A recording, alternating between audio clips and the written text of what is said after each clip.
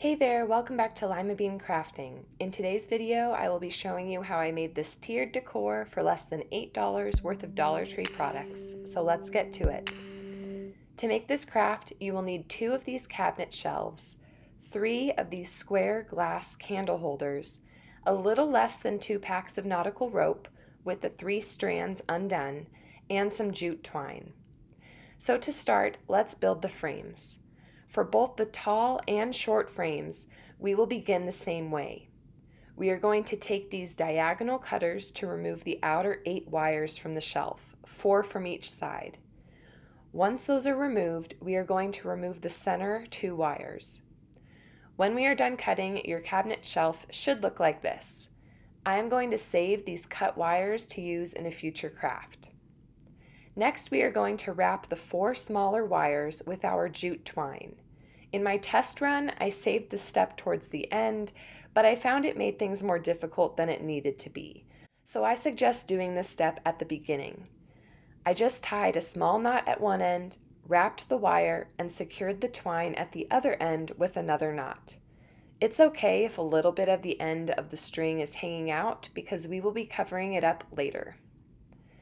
Next, we are going to bend these 4 wires at the halfway mark.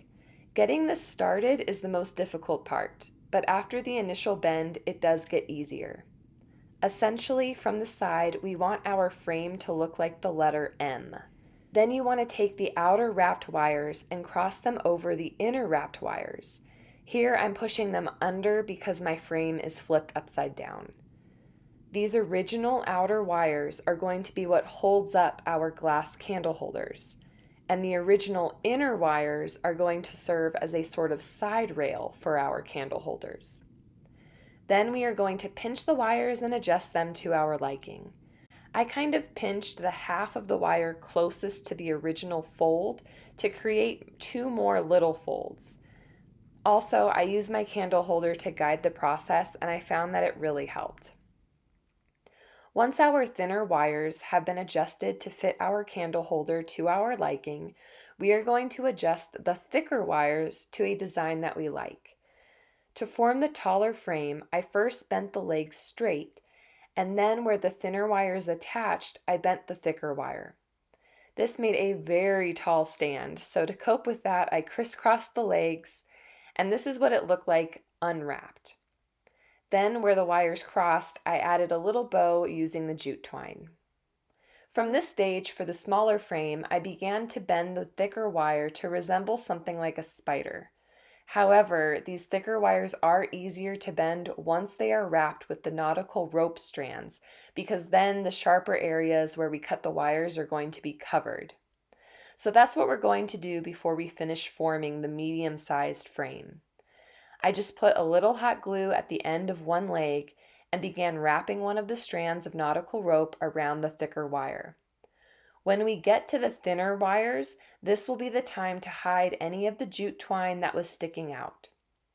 It should take less than 2 strands of nautical rope to cover the thicker wires of the frames. So essentially 1 strand per side. If you don't like the look of the rope, you can always try sanding down the areas where we cut the wires and then spray paint your frame.